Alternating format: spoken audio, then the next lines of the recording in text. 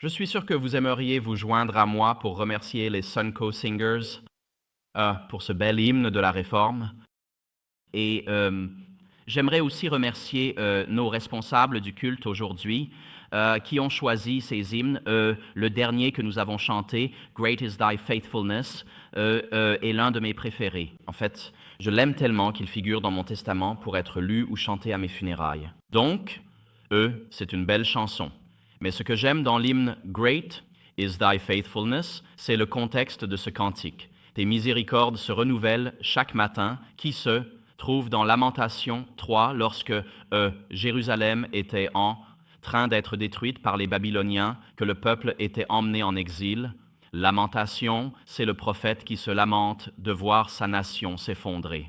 Et au beau milieu de ce chapitre des Lamentations, de tout ce livre, il dit ceci: « L'amour inébranlable du Seigneur ne cesse jamais, ses miséricordes ne prennent jamais fin, elles se renouvellent chaque matin, grande est ta fidélité. » Et donc ce chant, « Grande est ta fidélité », est un chant qui vient d'un passage de la Bible où l'auteur se lamente du fait que sa nation semble s'effondrer sous ses yeux. Et pourtant, il affirme la fidélité de Dieu au milieu de la crise. Alors merci beaucoup pour ce choix d'hymne pour « Grande est ta fidélité ». Je voudrais vous souhaiter à tous une chaleureuse bienvenue ce matin et pour ceux qui nous regardent en ligne, aux États-Unis, au Canada, dans le Pacifique Sud, en Europe, etc., nous vous adressons également une chaleureuse bienvenue. Nous prions pour que la connexion Internet tienne bon pendant notre temps ici. Aujourd'hui, j'ai intitulé notre sermon de ce matin « Un appel à la noblesse adventiste ». Et ceux d'entre vous qui connaissent leur héritage, l'histoire de la Réforme, savent que Luther a également écrit un livre intitulé « Appel à la noblesse allemande ». Qui a circulé à travers l'Europe, c'est pourquoi j'ai intitulé ce message « Un appel à la noblesse adventiste ». Donc ce sermon n'est pas seulement adressé à nous ici en tant que congrégation adventiste de village, mais il s'adresse aussi à cette dame qui a écrit, la kinésithérapeute qui a perdu son emploi, parce que son employeur a trouvé une déclaration sur le site web adventiste. Ce sermon est pour vous et pour tous nos membres à travers le monde qui ont perdu leur emploi à cause de la position de la Conférence générale sur les vaccinations. Ce sermon est pour vous. Et à nos dirigeants d'Église, je le dis respectueusement et avec amour, ce sermon est aussi pour vous. Maintenant, j'ai de l'expérience, j'ai quelques cheveux gris, comme vous pouvez le voir, et j'ai beaucoup voyagé à travers le monde, et je connais la plupart des dirigeants de l'Église personnellement et par leur nom. Et je dirais ceci, ce sont parmi les personnes les plus travailleuses que j'ai jamais rencontrées dans ma vie. Si je veux joindre le conseiller juridique de la conférence générale, frère Doukmedjian, je lui envoie un email vers 5h30 du matin parce que je sais que c'est à ce moment-là qu'il se connecte et il va me répondre entre 5h30 et 6h. Je reçois une réponse du conseiller juridique de la conférence générale. Il travaille des heures extrêmement longues. J'ai observé de près l'ancien Wilson pendant de nombreuses années et je peux dire ceci, c'est un homme de Dieu, d'humilité. C'est peut-être sa façon de vivre. Il puise chaque jour à la source du salut. C'est très clair. Quand on s'assoit dans un comité et qu'on observe la façon dont il traite les questions, que c'est un homme par qui coulent les eaux vives.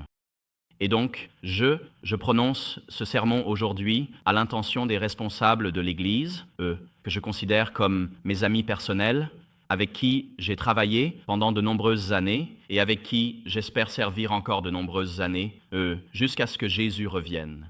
Mais en tant que ministre de l'Évangile, il est aussi de ma responsabilité de dire la vérité. Et donc aujourd'hui, je veux partager la vérité avec amour. Non pas parce que je suis supérieur ou meilleur, mais parce que je suis submergé de personnes qui me contactent et me disent « Je suis sur le point de perdre mon emploi, que puis-je faire ?» Et je me sens abandonné et trahi, et partout où je regarde, on me dit que ce n'est pas une question de liberté religieuse. Donc, c'est moi qui ai un problème. Et donc, aujourd'hui, je parle au nom des innombrables adventistes à travers le monde qui luttent contre un sentiment d'aliénation. Parce qu'on nous répète sans cesse que la position de l'Église mondiale sur les vaccins est X, et que cette position exclut les dérogations religieuses. Et donc, ce n'est pas un sujet difficile à aborder, mais je vais faire de mon mieux. Et j'ai passé du temps à prier et à réfléchir à ce sermon. Ce n'est pas un sermon classique à proprement parler, mais je crois vraiment que dans une ère de tromperie, nous devons nous lever et dire la vérité, et ensuite les conséquences suivront d'elles-mêmes. Donc, je dis cela avec amour à mes amis de la direction de l'Église adventiste mondiale, à ceux qui ont joué un rôle déterminant dans la prise de ces décisions et la rédaction de ces déclarations. Et je ne parle pas seulement en mon nom, mais au nom de multitudes d'adventistes en Amérique et au Canada qui, je le sais, regardent en ce moment. En Afrique du Sud, en Australie, en Allemagne, en Suède, en Nouvelle-Zélande, etc. Il y a des gens partout dans le monde qui regardent ce sermon, parce qu'ils savent que, comme l'a dit Hamlet, il y a quelque chose de pourri au royaume du Danemark.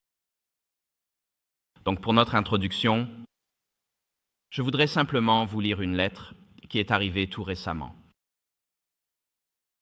Assurez-vous simplement, prêcher de nos jours est tellement compliqué, on peut avoir tellement de choses, de gadgets à portée de main. Je vérifie que j'ai bien mon pointeur ici. Donc, il s'agit d'un appel à la noblesse adventiste. Alors, de quoi allons-nous parler? Eh bien, l'introduction, nous allons avoir 4 parties. Nous allons adopter une perspective institutionnelle, puis nous examinerons une perspective théologique, une perspective biblique. Ensuite, nous aborderons une perspective financière sur ces déclarations concernant la vaccination qui cause tant de tort aux adventistes. Et enfin, nous tirerons nos conclusions ensemble ici. Donc, en guise d'introduction, j'ai ici une lettre qui est arrivée. Elle a été envoyée à un adventiste au Canada qui regarde peut-être ce sermon aujourd'hui. Ceci provient d'un employeur au Canada adressé à une sœur en Christ. Citation. Ceci vient de l'employeur à la dame. Il dit, selon la déclaration réaffirmant la réponse de l'Église adventiste du 7e jour à la COVID-19, émise par l'administration de la Conférence générale et d'autres instances de l'Église, l'Église adventiste du 7e jour encourage ses membres à envisager une immunisation responsable. En fait, cette déclaration dit, et puis la lettre cite, l'Église adventiste du 7e jour, en consultation avec les départements des ministères de la Santé, des Affaires publiques et de la liberté religieuse de la Conférence générale, des adventistes du 7e jour, est convaincue que les programmes de vaccination mis en œuvre sont importants pour la sécurité et la santé de nos membres et de la communauté. Par conséquent, les revendications de liberté religieuse ne sont pas utilisées de manière appropriée pour s'opposer aux mandats gouvernementaux ou aux programmes des employeurs conçus pour protéger la santé et la sécurité de leur communauté. Fin de citation. C'est la déclaration de la Conférence générale dont il cite un extrait. Et voici la conclusion que l'employeur donne à cette dame au Canada. J'ai examiné votre demande, ainsi que les informations justificatives en tant qu'adventiste. Vous n'avez pas exprimé de conviction religieuse sincère qui vous empêcherait de vous conformer au programme de vaccination obligatoire de l'université. Sur cette base, votre demande est rejetée et il est attendu que vous vous conformiez au programme de vaccination obligatoire. Donc, cette personne est censée se faire vacciner afin de conserver son emploi à l'université. Nous avons entendu ce matin, et j'ai entendu de nombreux cas d'étudiants dans différents pays, pas seulement en Amérique. Le Canada en est un excellent exemple. Des étudiants se voyant refuser l'accès à l'université, des personnes étant forcées de quitter leur emploi parce que les employeurs citent le site web de l'Église adventiste et utilisent la position officielle de l'Église adventiste sur les vaccins et les obligations vaccinales contre ses propres membres. Nous vivons donc aujourd'hui une division profonde à l'échelle mondiale et nous connaissons également une division au sein de l'Église adventiste. Pourquoi? Sur la base de la position officielle de la dénomination selon laquelle les obligations vaccinales ne sont pas une question religieuse, une question de liberté religieuse, mais plutôt une question d'emploi dans l'esprit de certains que les adventistes n'ont aucune raison théologique, religieuse ou fondée sur la foi de ne pas participer au programme de vaccination, qu'il soit obligatoire ou non. C'est la position officielle. Alors comment en sommes-nous arrivés là? Et comment devons-nous réagir? Eh bien, examinons simplement les documents incriminés. Tout d'abord, nous allons examiner la perspective institutionnelle sur ces déclarations. Voici donc la première déclaration, et il est toujours important, vous savez, de revenir aux documents sources. Vous pouvez l'imprimer vous-même, c'est sur adventist.org. Consultez les déclarations officielles, tapez immunisation et c'est ce qui apparaîtra. Ceci a été voté par l'ADCOM, c'est-à-dire le comité administratif de la conférence générale, le 15 avril 2015. C'était bien avant que la COVID ne soit dans l'esprit de qui que ce soit. Cette déclaration a été votée à une époque où la définition d'un vaccin était une substance introduite dans le corps pour induire une immunité contre une maladie donnée, et avant que la définition ne soit modifiée en une substance introduite dans le corps pour donner l'immunité au fabricant, mais seulement pour stimuler la réponse de votre corps aux maladies en général, ce qui est une définition très édulcorée. D'accord? La déclaration de l'ADCOM dit ceci et il est important que nous sachions ce que le texte dit. Suivez-moi à l'écran. Il est écrit « L'Église adventiste du 7e jour accorde une grande importance à la santé et au bien-être. » L'accent mis par les adventistes sur la santé repose sur la révélation biblique, les écrits inspirés d'Ellen G. White, cofondatrice de notre Église, ainsi que sur la littérature scientifique évaluée par des pairs. En tant que telle, nous encourageons la vaccination, l'immunisation responsable et n'avons aucune raison religieuse ou fondée sur la foi de ne pas encourager nos membres à participer de manière responsable et à prendre part au programme d'immunisation protecteur et préventif. Nous accordons de la valeur à la santé et à la sécurité de la population, ce qui inclut le maintien de l'immunité collective. Nous ne sommes pas la conscience de chaque membre de l'Église et nous reconnaissons les choix individuels. Ces choix relèvent de la responsabilité de chacun. Le choix d'être ou de ne pas être immunisé n'est pas et ne devrait pas être considéré comme un dogme ni une doctrine de l'Église adventiste du 7e jour. Donc c'est le document de base. Et, juste en passant, il a été adopté en 2015, juste avant la session de la conférence générale de 2015. Il a été voté par le comité administratif que nous appellerons ADCOM à partir de maintenant. Pour ceux d'entre vous qui n'ont pas passé beaucoup de temps dans l'administration, un ADCOM est un comité interne de fonctionnement qui s'occupe normalement des questions administratives courantes au sein d'une organisation. Ce n'est pas le comité exécutif et ce n'est pas le conseil d'administration. Mais cela a été voté par le comité administratif de la conférence générale juste avant la session de la conférence générale de 2015. Maintenant, sur cette base, Foy, après que Liberty and Health a publié sa déclaration et son appel, qui a recueilli plus de 20 000 signatures, demandant à l'Église mondiale de revenir sur sa position concernant la vaccination, la conférence générale a publié une déclaration ultérieure que nous appellerons la déclaration de réaffirmation. La voici, et elle est trop longue et verbeuse pour l'afficher à l'écran, mais nous allons l'appeler la déclaration de réaffirmation.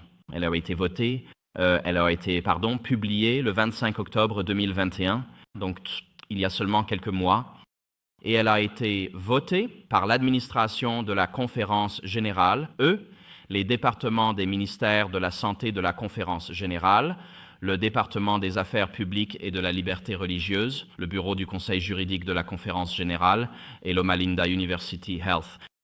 Donc, tout d'abord, nous avons la déclaration ADCOM de 2015. Et puis, après que Liberty and Health a publié leur appel auquel plus de 20 000 adventistes ont répondu et signé, y compris bien plus de 1000 pasteurs, cette déclaration a ensuite été publiée, la déclaration de réaffirmation, qui est allée beaucoup plus en détail que la déclaration originale. Celle-ci a été publiée en octobre 2021, peu de temps avant cela, et c'est un sujet un peu tangentiel. La NAD a décidé qu'elle voulait publier sa propre déclaration sur la vaccination, qui reprend essentiellement, reformule, réédite la déclaration de 2015, et cette déclaration de la NAD a été publiée en mars 2021. Donc, à mon avis, lorsque j'examine ces trois déclarations, nous avons la déclaration de l'ADCOM de 2015, la déclaration de réaffirmation d'octobre 2021 et la propre déclaration de la NAD. La propre déclaration de la NAD est essentiellement une réitération de la déclaration de 2015. On peut donc en gros la mettre de côté Et comme nous le savons déjà grâce au débat sur l'ordination des femmes, les unions, les divisions n'ont pas leur propre circonscription, elles ne peuvent pas prendre de décisions théologiques par elles-mêmes. Ainsi, la division n'a en réalité aucun droit de faire des déclarations théologiques. Donc, il nous reste la déclaration de l'ADCOM de 2015 et la déclaration de réaffirmation de 2021. Vous me suivez jusque-là? Oui, d'accord. Donc, nous avons ensuite la déclaration de la NAD de mars 2021. Maintenant, comment comprenons-nous ces déclarations? Eh bien, voici une photo d'un membre très célèbre du Parlement britannique, Tony Benn. J'étais en désaccord avec pratiquement tout ce qu'il a jamais dit. Il était un admirateur de Mao Zedong. Il était un ami de l'Union soviétique. S'il y avait un terroriste en ville, il était leur meilleur ami. Il est mort maintenant. Mais c'était un homme qui défendait ce en quoi il croyait. Et même si j'étais en désaccord avec tout ce qu'il disait, on pouvait au moins compter sur lui pour exprimer honnêtement ce qu'il pensait. Il est mort, je ne sais pas, il y a une vingtaine d'années de démence, dont, à mon avis, il avait une démence à début très précoce, vers l'âge de 16 ans, mais peu importe. Maintenant, Tony Benn, il avait 5 questions, et ce sont 5 excellentes questions que nous devons nous poser aujourd'hui. Ce sont les 5 questions. Quand il rencontrait quelqu'un en position d'autorité ou de pouvoir, il posait ces 5 questions. Premièrement, quel pouvoir avez-vous? Ou quelle autorité avez-vous? Deuxièmement, d'où tenez-vous ce pouvoir? Troisièmement, dans l'intérêt de qui exercez-vous ce pouvoir et cette autorité? Quatrièmement, devant qui êtes-vous responsable? Et cinquièmement, comment pouvons-nous nous débarrasser de vous? Ce sont de bonnes questions, n'est-ce pas? Si vous passez en revue les 4 premières questions et que vous obtenez les réponses, vous décidez alors si vous souhaitez exercer la 5e question ou non. Mais ce sont 5 bonnes questions à poser pour empêcher le développement du totalitarisme dans une société. Posez ces questions et attendre une réponse honnête. Aujourd'hui, nous allons simplement poser la première question, à savoir: quel pouvoir ou quelle autorité avez-vous réellement?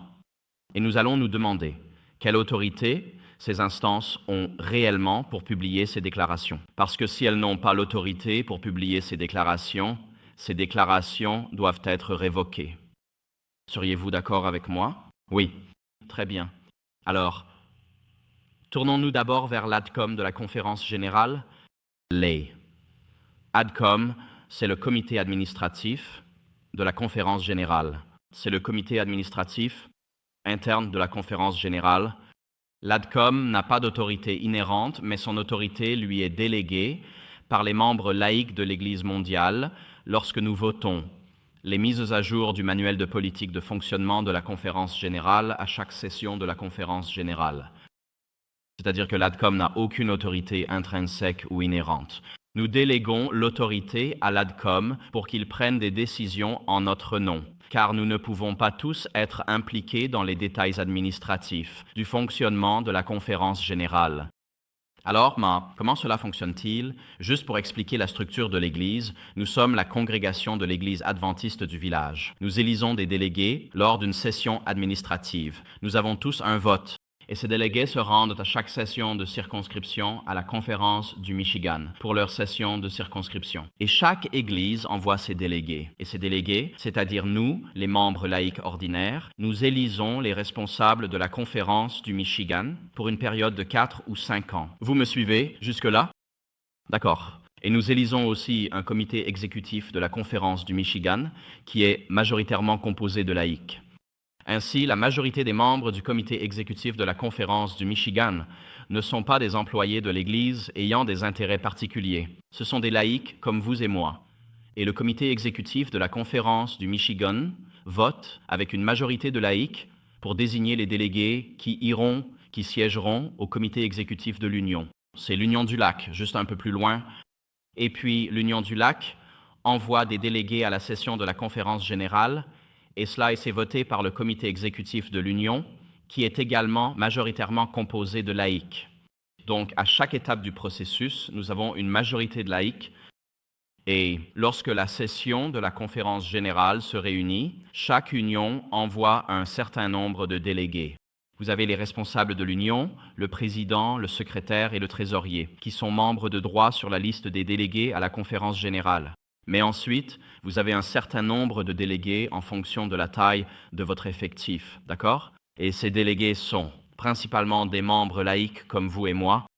Maintenant, entre les sessions de la conférence générale, comment l'Église prend-elle des décisions? L'Église prend des décisions par le biais de ce qu'on appelle le comité exécutif. Et le comité exécutif représente la circonscription, c'est-à-dire les membres du monde entier. Et le comité exécutif se réunit normalement, sauf en cas d'urgence, 2 fois par an.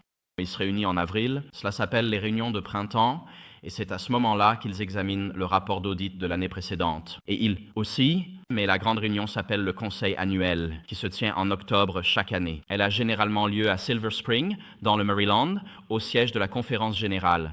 Et le Conseil annuel vote sur les priorités et les allocations de financement pour l'année financière suivante qui commence en janvier. Et le comité exécutif est composé des responsables de la conférence générale, des chefs de département de la conférence générale, tels que le département des ministères de la Santé, le département des ministères de la Famille et le département des ministères de la Jeunesse. Mais la majorité des membres du comité exécutif sont les représentants, les responsables d'union du monde entier. Maintenant, ce n'est pas un comité dirigé par des laïcs, le comité exécutif, mais nous, en tant que laïcs, à travers notre vote pour la conférence du Michigan et par l'intermédiaire de nos représentants à la conférence du Michigan, nous avons une influence considérable. En fait, nous déterminons qui sont nos responsables d'union lorsque nous réunissons les conférences de notre union du lac. Ainsi, ces responsables d'union vous représentent, vous et moi, au comité exécutif de la conférence générale. Donc, il y a le comité exécutif qui se réunit 2 fois par an, et ensuite, il y a la session de la conférence générale qui se tient 1 fois tous les 5 ans. Et puis, comme il y a beaucoup de décisions administratives quotidiennes à prendre, il existe un autre comité appelé l'ADCOM. Et l'ADCOM s'occupe des opérations quotidiennes de la conférence générale, comme par exemple, nous devons installer un nouveau système de sécurité pour les portes. Nous n'avons pas besoin que l'Église mondiale vote là-dessus. Ou bien, nous devons modifier le taux de per diem pour les personnes se rendant dans un certain pays. Nous n'avons pas besoin que l'Église mondiale vote là-dessus. Et ainsi de suite. Donc, la conférence générale se réunit en session plénière tous les 5 ans, à chaque quinquennat, et puis le comité exécutif se réunit lors de la réunion de printemps et du conseil annuel chaque année.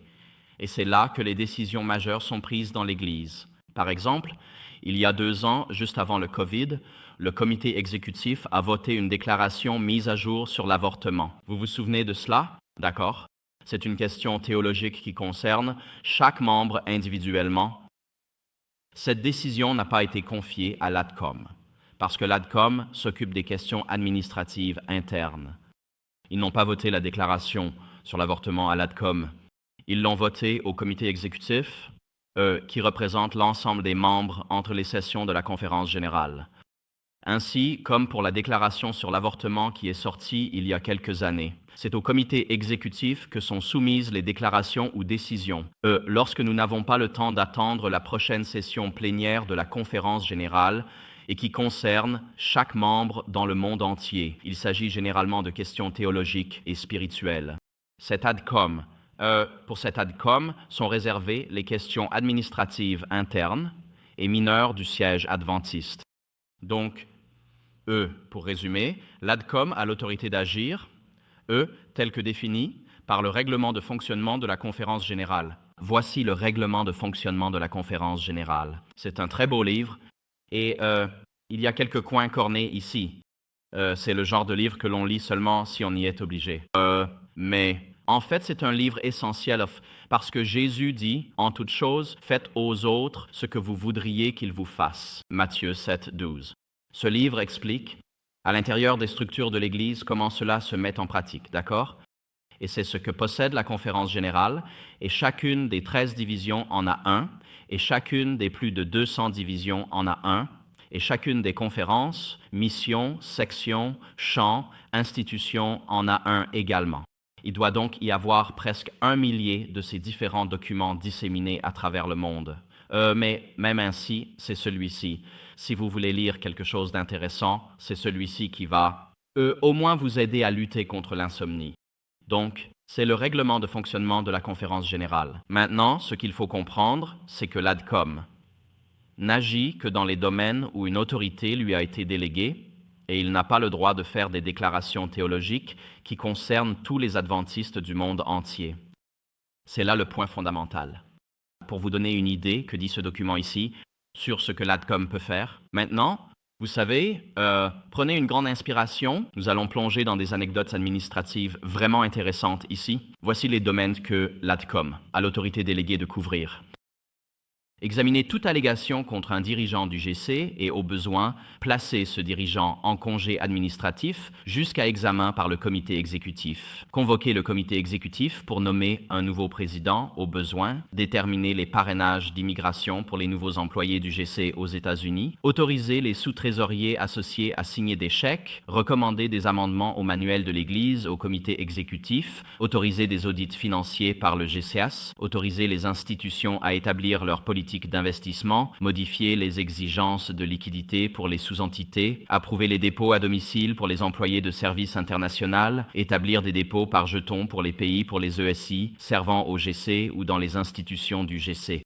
Vous êtes toujours avec moi. Approuver le partage des coûts pour que des auditeurs externes éditent les guides de l'école du sabbat. Tous les rédacteurs des guides d'études sont nommés par le comité exécutif. Approuver qu'un responsable sortant exerce des responsabilités limitées ad hoc pendant la transition vers de nouveaux responsables après session. Arbitrer les différends entre maisons d'édition confessionnelles, soutenir et nommer le comité de l'esprit de prophétie et le conseil des publications de l'école du sabbat, nommer des commissions d'enquête aux frais de la division pour évaluer nécessité et viabilité d'unions proposées, recommander 20 délégués parmi les employés au comité exécutif, recommander des modifications à la politique du Conseil international de l'éducation, voire le comité exécutif, examiner les variations proposées au plan de rémunération officielle haute et approuver des actions en justice pour protéger les marques déposées. N'aimeriez-vous pas faire partie de ce comité? En réalité, soyez très reconnaissants qu'il y ait des personnes qui siègent dans ce comité, parce qu'à mesure que l'Église grandit, on pourrait dire en Amérique que tout cela semble bureaucratique, formel et ainsi de suite, mais nous vivons dans une société où des systèmes prennent en charge nos besoins fondamentaux. Si vous vivez dans une partie du monde où règne essentiellement le chaos ou l'anarchie, l'Église représente un havre de stabilité et de transparence elle s'efforce du mieux possible d'éliminer les haines raciales, tribales et ethniques qui existent dans de nombreuses régions du monde. Donc même si cela semble une surcharge de procédure, nous parlons d'un contexte occidental, mais si vous venez d'un contexte de guerre civile ou de nettoyage ethnique, le règlement de fonctionnement de la conférence générale ainsi que les politiques de l'union, de la mission, de la division représentent un havre de stabilité, de dignité, de transparence dans la prise de décision. Ce n'est pas simplement. Cela remplit en réalité une fonction très utile. Mais le point clé, c'est que, lorsque vous parcourez le règlement de fonctionnement de la conférence générale, le comité administratif, ADCOM, détient une autorité et un pouvoir délégués par l'ensemble des membres du monde entier via notre modèle de gouvernance représentative pour agir sur les questions administratives concernant, le fonctionnement interne de la conférence générale et de ses employés. Nous pouvons être d'accord là-dessus. Mais l'essentiel est, le comité administratif ADCOM n'a jamais reçu l'autorité, FONS, de déterminer des questions théologiques ou spirituelles pour tous les membres du monde entier, de 2015 jusqu'au retour de Jésus. Il n'a tout simplement pas cette autorité. C'est un point fondamental. Maintenant, nous supposons tous qu'ils l'avaient, qu'ils ont cette autorité parce qu'ils ont fait cette déclaration. Mais je suis ici aujourd'hui pour vous dire, après de nombreuses années passées dans l'administration, que le comité administratif n'a pas cette autorité déléguée. Par conséquent, la déclaration est invalide si ceux qui ont émis la déclaration n'avaient pas l'autorité pour le faire, ce qui constitue le fondement de toute la position de l'Église sur les vaccinations, cette déclaration doit être révoquée. Les questions théologiques, y compris le vote de nouvelles croyances fondamentales, parce qu'elles concernent chaque adventiste du 7e jour dans le monde, relèvent de la session plénière de la conférence générale, avec une majorité de représentants laïcs qui votent. En fait, le règlement de la conférence générale stipule clairement, et je cite la section BZO 506, la définition des croyances confessionnelles est confiée à la conférence générale en session. Ainsi, les questions théologiques sont confiées à l'Église mondiale lorsque la majorité des laïcs prend la décision. Le comité administratif, ADCOM, il n'y a pas un seul laïc dans ce comité. Chaque personne qui a voté pour cette déclaration, je crois, était un employé de l'Église rémunéré par la dîme ou d'autres sources de revenus. Et par conséquent, ils ne sont pas. Also, ils sont en situation de conflit d'intérêts lorsqu'ils votent ces déclarations. Nous verrons bientôt pourquoi ils sont en conflit d'intérêts. Maintenant, la deuxième déclaration que nous avons est cette déclaration de réaffirmation. Cette déclaration dit: revenons au comité administratif. Le comité administratif dit: nous encourageons une immunisation responsable par la vaccination et n'avons aucune raison religieuse ou fondée sur la foi. C'est une déclaration théologique. Comme je l'ai répété à plusieurs reprises, le comité administratif n'a pas le droit de faire une telle déclaration. Ceci est appelé acte ultra vires. Ultra vires. Ultra signifie au-delà. Vir vient du latin. Le mot latin pour homme est vir, V-I-R. C'est de là que vient le mot viril ou virilité. Un homme est viril s'il est masculin. Et donc, un acte ultra vires signifie que lorsque le comité administratif a voté cette déclaration en 2015, il agissait au-delà des pouvoirs qui lui avaient été délégués pour faire une telle déclaration. Alors, nous arrivons à la déclaration de réaffirmation elle-même, et cette déclaration de réaffirmation est encore plus intrigante. Et la déclaration de réaffirmation a en fait durci notre position. Et c'est cette déclaration qui est utilisée plus que l'original sur la vaccination pour refuser aux adventistes leur demande d'exemption religieuse. Pourquoi cela? Parce que la déclaration de réaffirmation dit, par conséquent, les revendications de liberté religieuse ne sont pas utilisées de manière appropriée pour s'opposer aux mandats gouvernementaux ou aux programmes des employeurs conçus pour protéger la santé et la sécurité de leur communauté. Maintenant, encore une fois, vous savez, j'ai examiné cela et on peut mettre en avant différents éléments ici, mais ce qui est intéressant, c'est qui a publié cette déclaration. Elle a été publiée par une combinaison de l'administration de la conférence générale, donc ce n'est pas l'ADCOM, ce sont simplement les administrateurs, les instituts recherche publique, conférence générale, département santé, département affaires publiques et libertés religieuses, bureau général conseil juridique, Loma Linda University Health. Maintenant, au risque de me répéter, je veux juste que ce soit bien clair, jamais, à aucun moment, dans l'histoire adventiste, les membres, que ce soit lors de la session plénière de la conférence générale, de l'ADCOM ou du comité exécutif, n'ont jamais autorisé ce groupe de personnes à faire une telle déclaration. Nous bricolons ensemble, je réunis 3 personnes pour une déclaration au nom de l'Église mondiale. Il s'agit d'une déclaration théologique qui refuse en pratique les dispenses d'exemption religieuse aux adventistes du monde entier. Elle a été rédigée par un groupe de personnes qui n'ont jamais été chargées ni déléguées pour faire une telle déclaration. Ceci est apparu en réponse à l'appel Liberté et Santé. Je comprends cela. Mais avec tout le respect que je dois à ceux qui regardent en ligne, et je le dis avec amour, nous, les membres, n'avons jamais délégué à ce groupe de personnes l'autorité de faire une telle déclaration théologique. Vous n'avez pas cette autorité. La semaine dernière, à la Cour suprême concernant l'OSHA, la Cour suprême a jugé que l'OSHA n'avait pas reçu l'autorité nécessaire pour imposer ses obligations. Et je suis ici aujourd'hui pour dire la même chose, à savoir que nous, les membres, n'avons jamais, dans l'histoire adventiste, donné à ce groupe de personnes, à cette constellation de départements, le droit de faire des déclarations théologiques qui refusent les demandes de liberté religieuse aux membres du monde entier. Donc,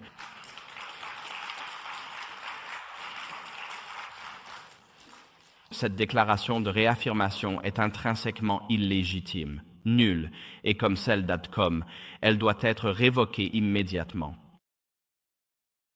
De plus, notre système de gouvernance représentative exige une majorité de laïcs à tous les niveaux, local, fédéral, union, division, et lors des sessions de la conférence générale. Et d'après ce que j'ai pu comprendre, tous ceux qui ont voté pour cela étaient des employés rémunérés de l'Église. Comme nous allons le voir, ils agissaient pour un profond conflit d'intérêts financiers. Il n'y avait aucune représentation laïque lors des décisions où les employés de l'Église ne risquaient pas de perdre leur emploi, mais où des adventistes du monde entier allaient perdre le leur. C'est malsain quand on publie dans Adventist Review un appel à l'exclusion appropriée de l'emploi et de l'engagement social, tout en exigeant simultanément que ses membres continuent de verser leurs dîmes à l'institution. Qui dit « Vous pouvez être exclu de l'emploi ». Il y a quelque chose de pourri au cœur du Danemark. Donc, même si la déclaration de l'ADCOM et la déclaration de réaffirmation étaient révoquées aujourd'hui, des employeurs du monde entier ont utilisé ces déclarations pour refuser les demandes d'exemption religieuse des adventistes, qui perdent leur emploi, qui perdent la possibilité d'étudier les filières de leur choix à l'université. Chaque jour où ces déclarations restent publiées sur le site web, des membres réguliers de l'Église qui sont totalement innocents en paient un prix terrible. Comme la déclaration de l'ADCOM a dépassé l'autorité qui lui avait été déléguée et que la déclaration de réaffirmation a été émise par un groupe ad hoc qui n'a jamais reçu d'autorité pour faire une telle déclaration, je crois que la conférence générale a le devoir moral de retirer les deux déclarations, de présenter des excuses et de faire réparation à chaque adventiste ayant perdu son emploi. Car des employeurs ont utilisé ces déclarations illégitimes pour retarder leur demande d'exemption religieuse.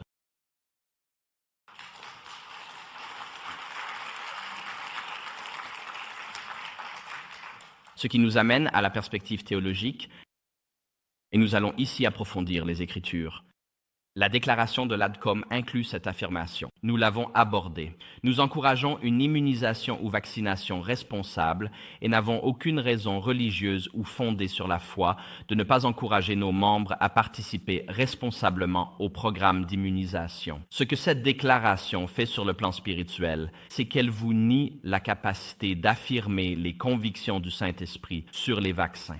Elle nie le droit du Saint-Esprit de vous parler sur ce sujet et, de ce fait, elle représente un refus de facto du droit du Saint-Esprit de vous parler concernant la question des vaccins. C'est là l'impact théologique de cette déclaration en particulier. Or, la proclamation de l'Évangile éternel dans Apocalypse 14 suppose que, malgré un désaccord diamétral avec le récit dominant de notre monde déchu, malgré l'isolement social, les exigences et les dogmes des médias grand public, l'exclusion économique, les obligations professionnelles et en fin de compte la peine de mort, les habitants de la terre conservent une liberté de conscience suffisante pour répondre à l'appel à craindre Dieu et à lui rendre gloire. Car l'heure de son jugement est venue. Nous comptons sur la liberté de conscience jusqu'à la toute fin dans la proclamation des messages des 3 anges. Nous ne devrions pas renier la conscience avant que cette crise finale n'arrive. Mais qu'est-ce que votre conscience?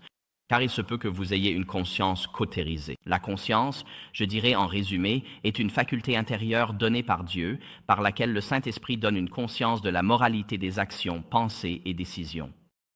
Romains chapitre 2, verset 15 le décrit ainsi. Il est dit, Paul dit, qui montre que l'œuvre de la loi, écrite dans leur cœur, leur conscience rendant aussi témoignage, et leurs pensées s'accusant ou se défendant tour à tour. Dans ce passage, l'apôtre Paul explique comment Dieu juge les païens qui n'ont pas encore entendu l'Évangile, qui ne possèdent pas la loi de Moïse, etc.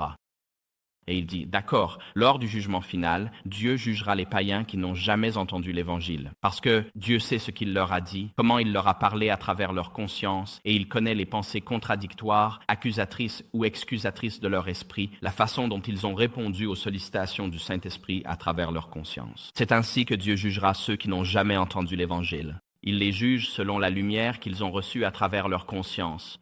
Par notre conscience, le Saint-Esprit rend témoignage à ce que nous savons être la volonté de Dieu. Romains 9, 1 dit « Je dis la vérité en Christ, je ne mens point, ma conscience m'en rend témoignage ».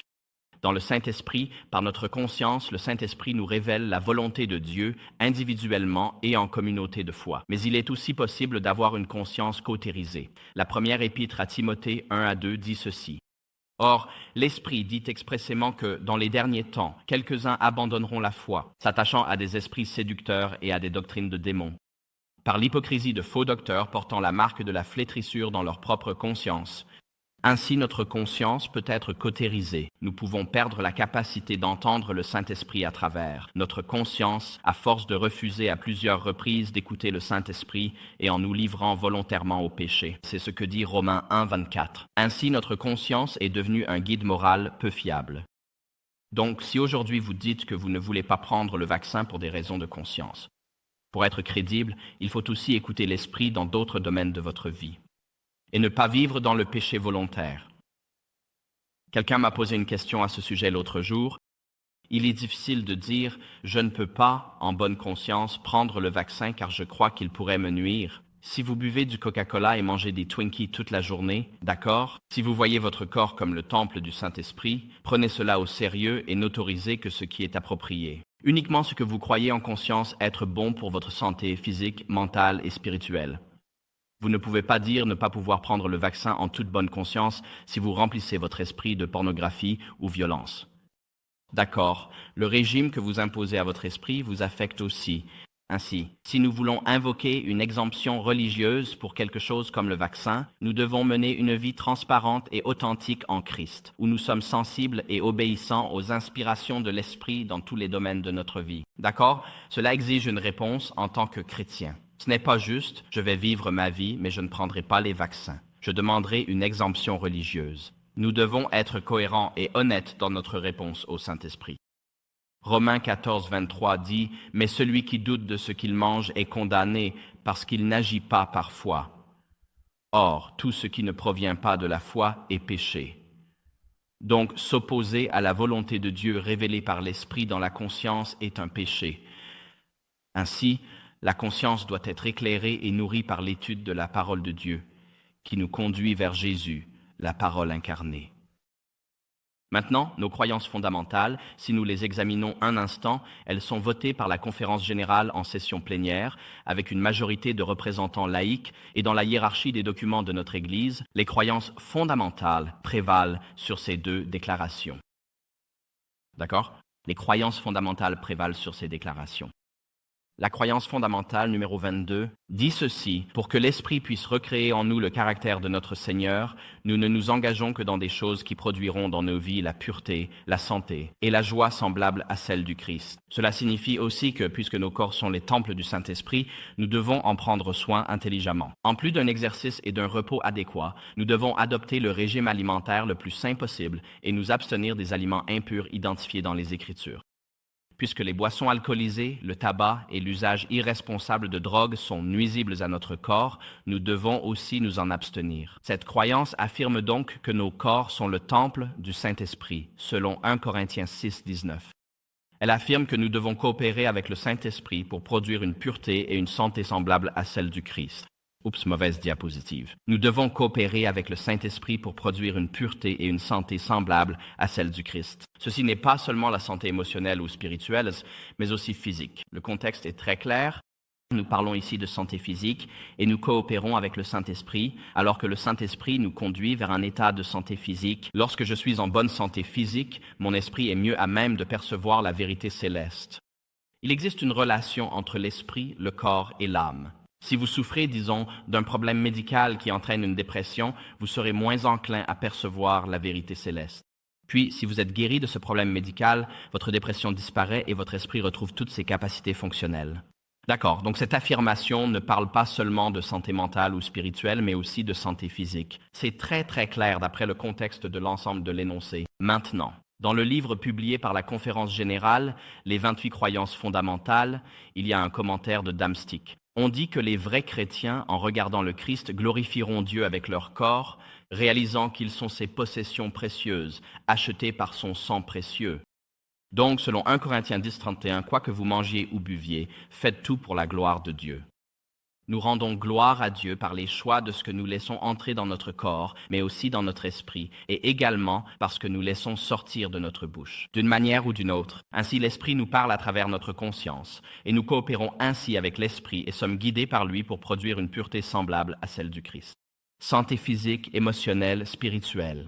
Selon la parole de Dieu, les passages cités et la croyance fondamentale 22, ce que vous laissez entrer dans votre corps est une question de conscience, donc le Saint-Esprit nous guide dans ces domaines.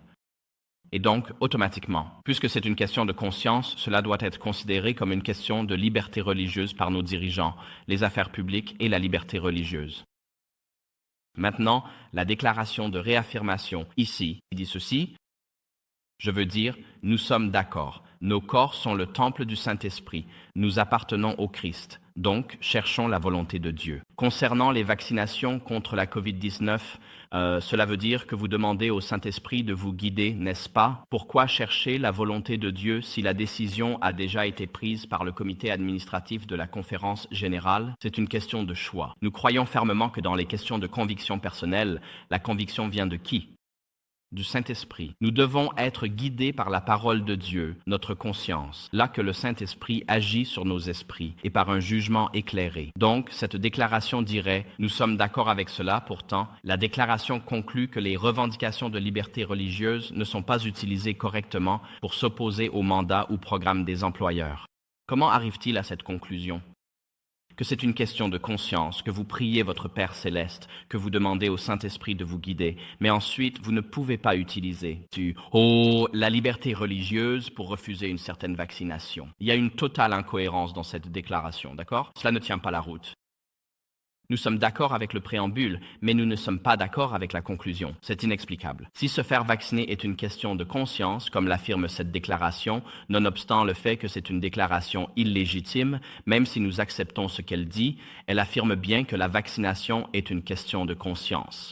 En tant que question de conscience, c'est automatiquement une question de liberté religieuse. Or, cela fait 2 ans que nos institutions de liberté religieuse répètent, comme un mantra, que ce n'est pas une question de liberté religieuse.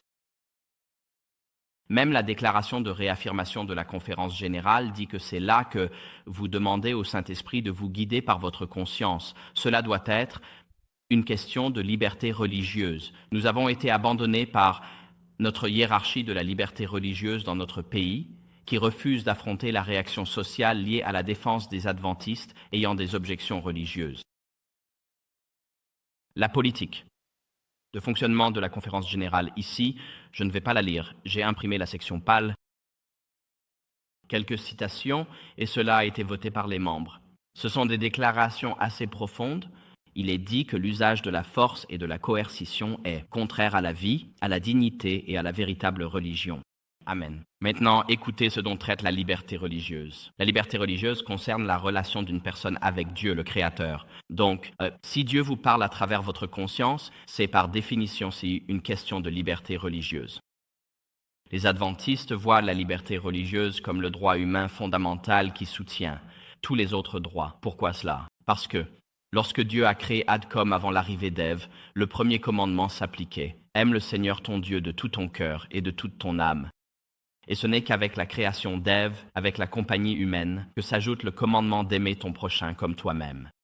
Ainsi, le premier commandement est le plus grand, et cette relation avec Dieu, entre Adcom et Dieu dans le Jardin d'Éden, existait avant toutes les autres relations humaines. C'est pourquoi votre droit humain fondamental, le numéro 1, est votre relation avec votre Père céleste. Le document poursuit en disant « Paul, c'est bien cela. Les affaires publiques et la liberté religieuse étaient l'un des départements fondamentaux de l'Église, créés pour promouvoir et préserver la liberté religieuse en mettant l'accent sur la liberté individuelle. » De quoi? Conférence. Le département œuvre, soi-disant, pour la liberté religieuse, c'est-à-dire pour les convictions dictées par la conscience des membres individuels de l'Église. Non, ce n'est pas le cas. On répète que les obligations vaccinales ne sont pas de la liberté religieuse. Les documents de l'Église affirment que la vaccination est une question de conscience. La politique de la conférence générale précise que les départements de liberté religieuse protègent votre conscience. C'est donc une question de liberté religieuse. On ne peut pas juste répéter que ce n'est pas le cas et espérer que tout le monde l'accepte. Il faut l'accepter. Nous sommes des personnes réfléchies. Ici, nous savons lire les documents. Si vous n'êtes pas prêt à défendre les convictions religieuses de vos membres, alors écartez-vous et laissez ceux qui le feront prendre la parole, mais n'abandonnez pas vos membres.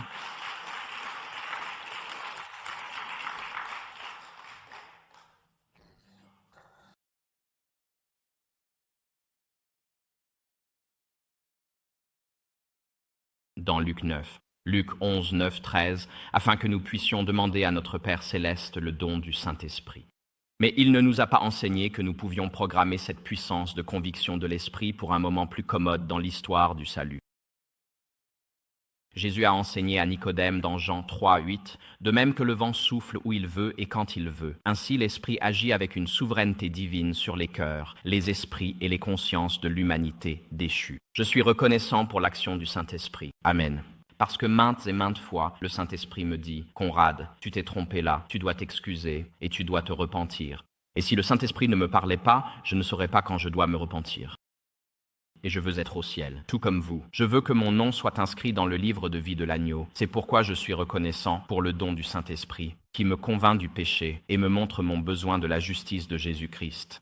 Maintenant, le fait que les employeurs laïcs et notre direction de la conférence générale semblent considérer les obligations comme une question d'emploi est totalement hors de propos. Nous sommes responsables devant Dieu, non pas de la façon dont nous répondons aux déclarations, faites par des comités qui n'ont jamais été autorisés à faire de telles déclarations. Nous sommes responsables devant Dieu de la manière dont nous répondons à l'action de l'Esprit sur nos cœurs et nos esprits. Amen. Et par conséquent, il s'agit absolument d'une question de liberté religieuse. Les adventistes ont été avertis que des temps comme celui-ci arriveraient. Le livre Les Actes des Apôtres dit ceci. Dieu désire que son peuple se prépare à la crise imminente. Préparés ou non, tous devront l'affronter et seuls ceux qui auront conformé leur vie à la norme divine resteront fermes au moment de l'épreuve et de la tentation. Lorsque les dirigeants séculiers s'uniront aux ministres de la religion pour dicter des questions de conscience, alors on verra qui craint et sert réellement Dieu. Laissez cela bien vous imprégner. Je ne pense pas que lorsque Sir White a écrit ce chapitre, elle pensait à cet événement précis. Mais l'expression le proverbe s'applique parfaitement. Lorsque les dirigeants séculiers, Ocha, s'unissent aux ministres de la religion, des personnes qui tiennent ce genre de propos pour dicter des questions de conscience, alors on verra qui craint et sert réellement Dieu. Lorsque l'obscurité est la plus profonde, les lumières d'un caractère divin brilleront le plus fort. Quand toute autre confiance échoue, alors on verra qui a une confiance inébranlable en Jéhovah. Et tandis que les ennemis de la vérité sont de tous côtés, surveillant les serviteurs du Seigneur pour leur nuire, Dieu veillera sur chacun d'eux pour leur bien. Il sera pour eux comme l'ombre d'un grand rocher dans une terre desséchée. Vous savez, il est temps pour nous de défendre la vérité et de ne pas avoir honte de la vérité. Et, comme l'a dit le pasteur Kelly hier soir, nous ne sommes ni anti ni pro-vaccin lors de cet événement. Nous sommes pour que vous agissiez selon votre conscience. Amen. Et dans cette Église, nous affirmons votre droit d'agir selon votre conscience, sans condamnation. Si vous prenez le vaccin en toute bonne conscience, j'en suis heureux pour vous.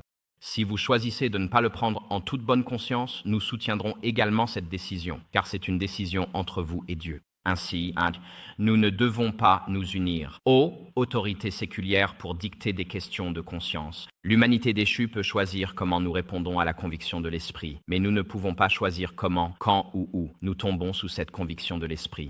Le Saint-Esprit ne peut pas être contrôlé, programmé ou voir son accès refusé par les responsables des affaires publiques et de la liberté religieuse. Il ne peut pas être contrôlé par le comité de réaffirmation et leur présence ainsi que la conviction du Saint-Esprit ne peuvent certainement pas être programmés par le comité administratif de la conférence générale, d'accord ? Penser de cette manière est essentiellement un acte de blasphème, car nous serions en train de déterminer quand et comment Dieu a la permission d'apparaître dans nos vies.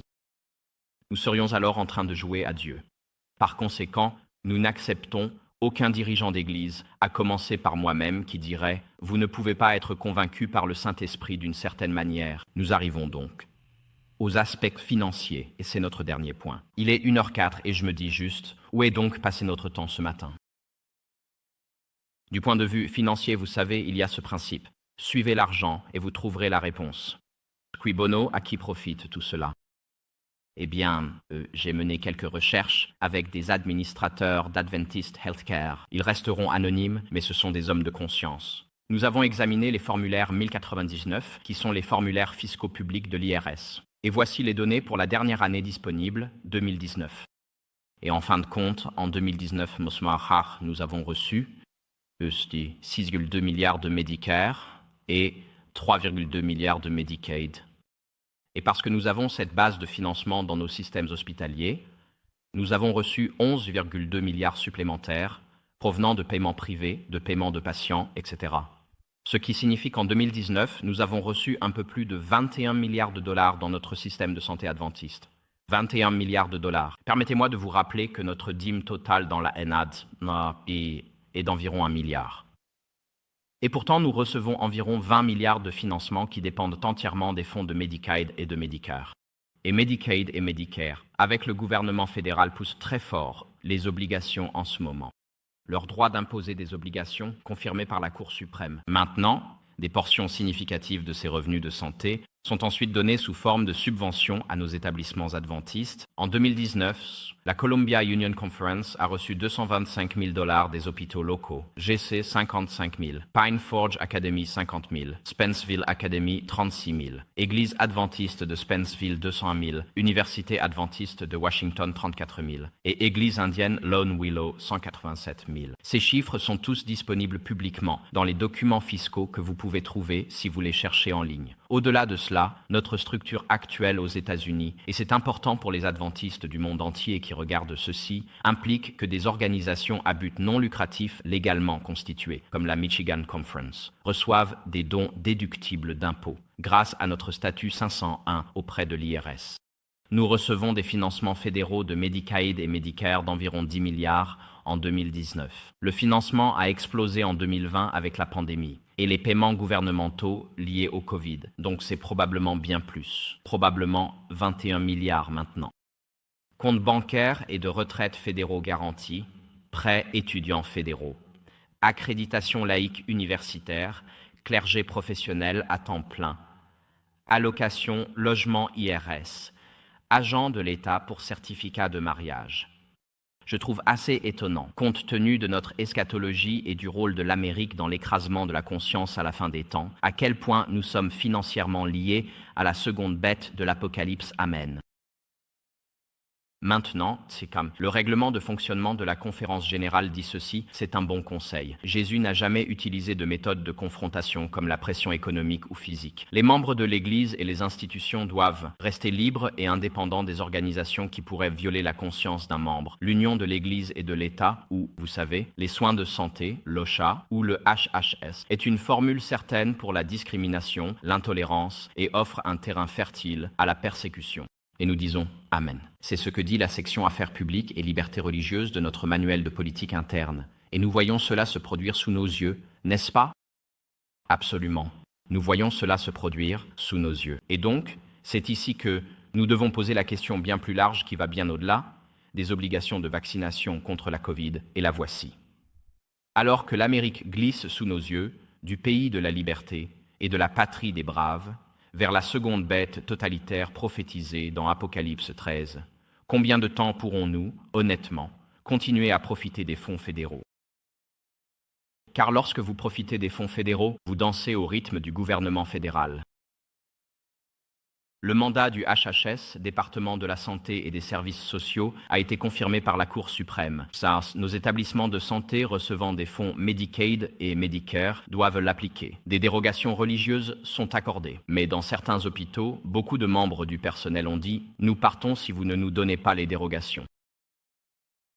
Ce n'était pas parce que nous promouvions la liberté de conscience dans nos établissements. Alors que l'Amérique dérive et devient cette bête totalitaire de l'Apocalypse. Combien de temps pouvons-nous rester une voix prophétique honnête pour notre société, tout en étant financièrement dépendants du financement de cette seconde bête? Je pose une question difficile, n'est-ce pas? Tôt ou tard, nous devons nous poser cette question, car notre dépendance au financement fédéral pour maintenir notre dîme dans la NAD pousse à la création de documents comme celui-ci, qui nuisent aux adventistes dans le reste du monde. Les adventistes au Canada, les adventistes en Australie, les adventistes en Dan, à travers l'Europe, etc., perdent leur emploi à cause de ces déclarations qui viennent d'administrateurs, pour qui la principale source de dîmes dans leur fédération est le financement de Medicaid et de Medicare. Ainsi, nous permettons à la seconde bête d'influencer nos politiques, ce qui piétine la conscience de nos membres à travers le monde. Quelque chose ne va pas. Au cœur du Danemark, quelque chose ne va pas. De nombreux emplois adventistes et une grande partie de la dîme dans notre division dépendent du flux continu de financements fédéraux. Si nous refusons ces financements, la plupart des cliniques ou hôpitaux adventistes aux États-Unis devraient fermer ou être vendus, et la dîme chuterait. Si l'on retire la Floride et la conférence du sud-est de la Californie de notre base de dîme, principalement alimentée par le secteur de la santé, la dîme NAD baisse.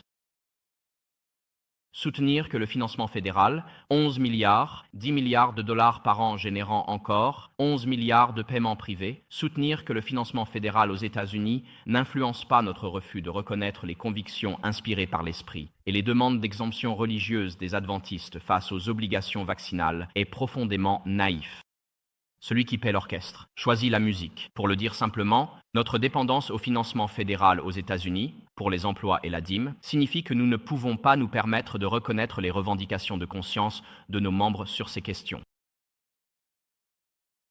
Lorsque les besoins financiers de l'Église institutionnelle en financement provenant de la seconde bête d'Apocalypse 13 amènent l'Église institutionnelle à nier la conscience de ses membres individuels, nous franchissons une ligne rouge. Permettez-moi de le répéter.